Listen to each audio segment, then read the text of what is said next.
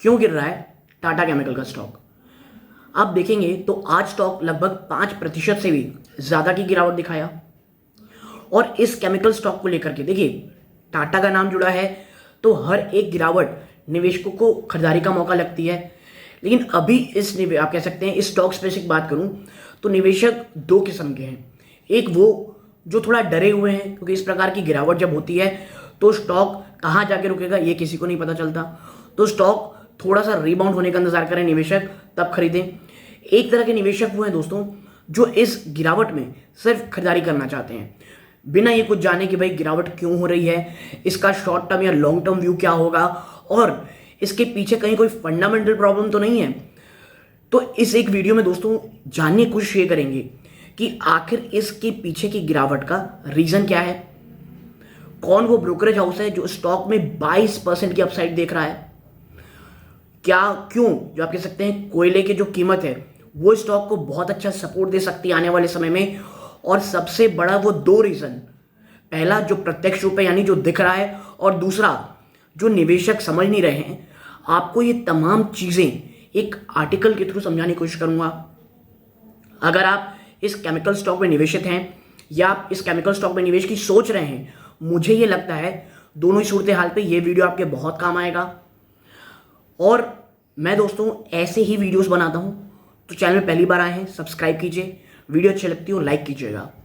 तो अब उस आर्टिकल की तरफ आपको लेके चलता हूं जहां ये बताने की कोशिश करूंगा कि आखिर स्टॉक में इतनी भयंकर गिरावट क्यों हो रही है, क्या टारगेट प्राइस इतने ज़्यादा अपसाइड क्यों दिए जा रहे हैं, और मेन रीज़न क्या है स्टॉक में इतनी गिरावट का।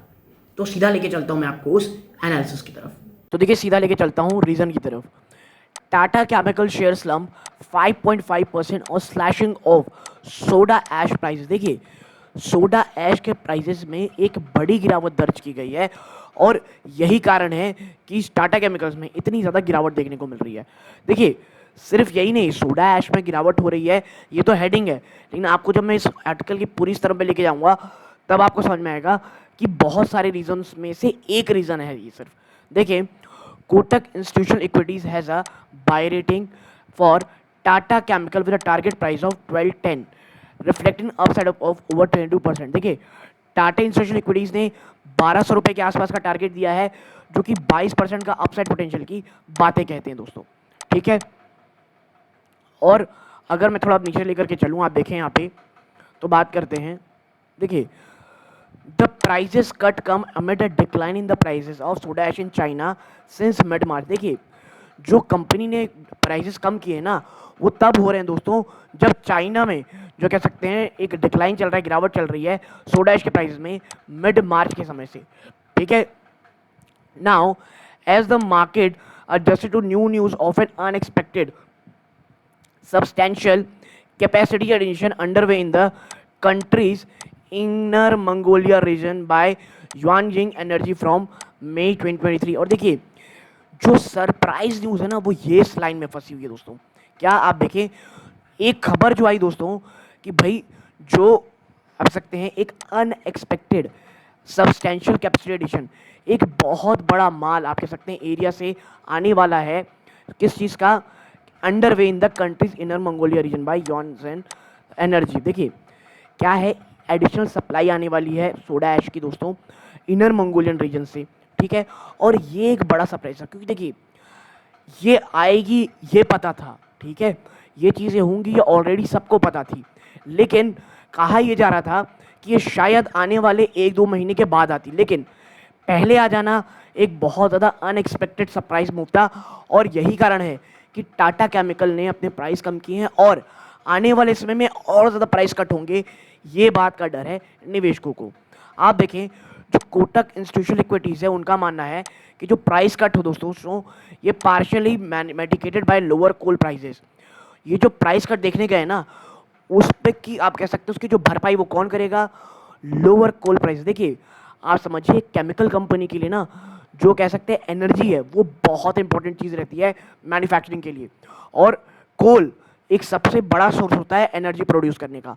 और खास करके केमिकल कंपनी और टाटा केमिकल के लिए अच्छी बात यह है कि जो कोयले की कीमत है दोस्तों वो काफ़ी हद तक अभी कंट्रोल है, काफ़ी हद तक नीचे है, जिसका बहुत बहुत ज़्यादा फ़ायदा आप कह सकते हैं कंपनी को होगा, और जो प्राइस कट कर रही है वो उसका झटका मिटिगेट यानी झटके को सहने में मदद करेगा कोल प्राइस की निचली कीमतें।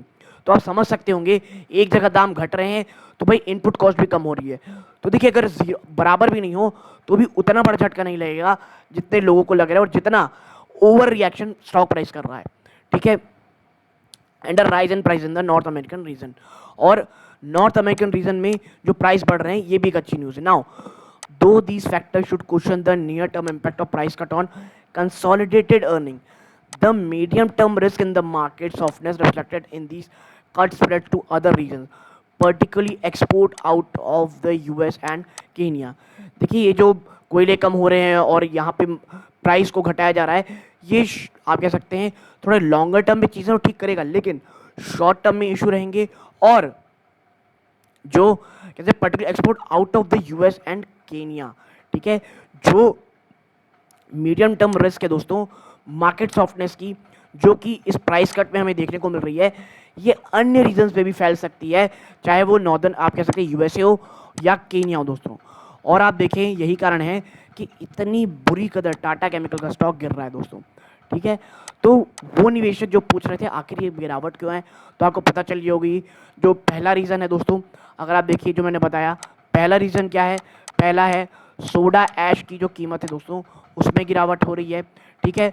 दूसरा है दोस्तों कि ये जो प्रॉब्लम है ना प्राइस कट की, ये अन्य कह सकते हैं आप यूएस और केनिया जैसे देशों में भी ना चली जाए, ठीक है, ये रीज़न है। हाँ कुछ पॉजिटिव है तो वो है दोस्तों कोल के प्राइस कम है, यानी जो इनपुट कॉस्ट जो बहुत हाई था वहाँ से कुछ शायद आपको राहत मिलती हुई दिखाई देगी। लेकिन मुझे ये लगता है दोस्तों अगर इफ़ टाटा केमिकल अगर 900 तोड़ता है और 850 के आसपास मिलता है और आपका विजन 2 से 3 सालों का है, तो मुझे लगता है ये कोई ख़राब स्टॉक नहीं है for a longer term investment. लेकिन मैं बता दूं ये कोई खरीदारी की सलाह नहीं दे रहा दोस्तों, जो मुझे पर्सनली लगता है मैं आपके साथ शेयर कर रहा हूँ। करंटली मैं या मेरी फैमिली मेम्बर कोई भी पोजीशन होल्ड नहीं रखती दोस्तों। तो यदि आपको ये छोटी सी एनालिसिस, क्योंकि बहुत ज़्यादा क्वेरीज थी कि आखिर इतना क्यों गिर गया, क्या ये खरीदारी का मौका है, तो कोटक इंस्टीट्यूशनल इक्विटीज़ ने भी 22% की अपसाइड की बात कही है दोस्तों, ठीक है। तो यदि आपको ये एनालिसिस पसंद आई हो, वीडियो को लाइक करके चैनल को सब्सक्राइब कीजिएगा, और अगर आप थोड़े से कॉशन इन्वेस्टर हैं तो Q4 के नंबर्स का इंतजार कर सकते हैं। ये इस वीडियो का अंत है। जय हिंद।